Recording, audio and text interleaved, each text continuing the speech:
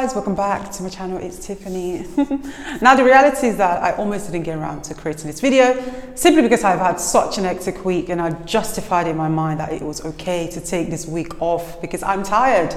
But my sister Daphne, she said, Tiffany, you always create a video, and I understand you're tired, but you need to stick to your commitments. And it just got me thinking about how the people in our lives can impact our decisions. There's actually a concept called the Rosenthal effect, or the Pygmalion effect, which pretty much explains how people's expectations of you can affect your performance. So if people are expecting you to do well in life, you will do well. And if they're expecting you not to do well, you sort of, it's like a self-fulfilling prophecy. You do sort of act accordingly.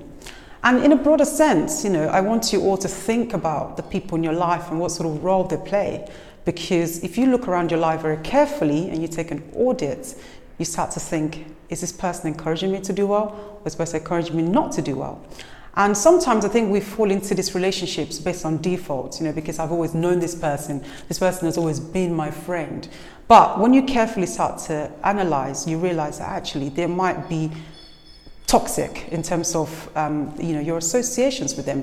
Think about the content of the conversations you have with them. Is it encouraging? Is it uplifting? After speaking to them, do you feel like anything is possible, or do you actually feel a bit tired and discouraged?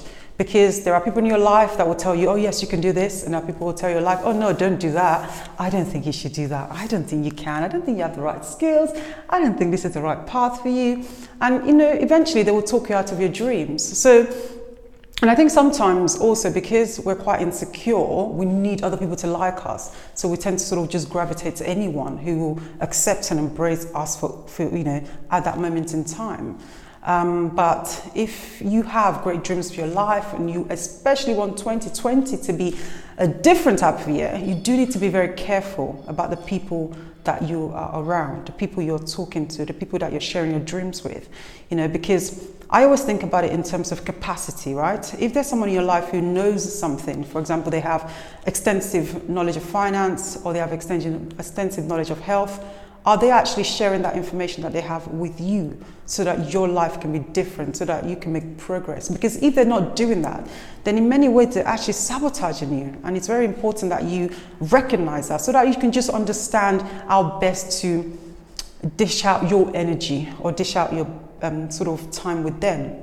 Because at the end of the day, you have to feed what feeds you, and you have to starve what starves you. So if people are negative, if people are not encouraging you, you need to very, very carefully start to remove yourself from those sort of people and just learn to spend some time alone. I think sometimes we are afraid of being alone because we think, it's boring, or, you're kind of afraid of your thoughts, sort of going round and round. But in reality, it's very important that you know yourself first, because then it shapes how you approach the world, and it shapes the type of people you bring around you. I remember one of my favorite videos with Bishop T.D. Jakes, and he talks about how he's very intimate with himself because he knows himself, he has dated himself.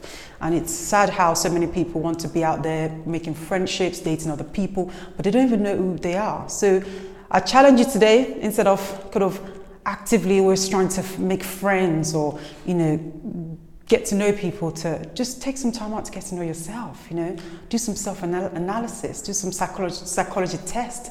There's so many online tests like Myers-Briggs, personality tests. You could get a journal, you could start to think about yourself, ask yourself the important questions. Who am I? What do I want? How do I want to impact the world? And by just taking that time out to really get to know who you are, it sort of removes your need to depend on people or to need people in a kind of unhealthy way.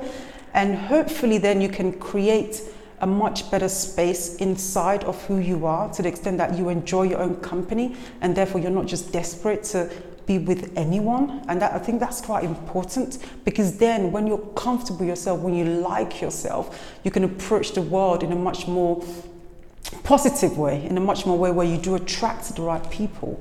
Because eventually, every relationship in your life is a mirror of how you see yourself. So yeah, that's it. I just wanted to share that. And lastly, I want to say thank you to my sister Daphne for making this happen, because without that conversation and her encouraging me, I wouldn't be standing here making this video. I would have talked myself out of it. So yeah, that's what I wanted to share. Just take some time out today to think about these questions and think about the people in your life. What are they encouraging you to do or not to do? That's it. Thank you guys for joining me today, and I will see you on the next video. Thank you.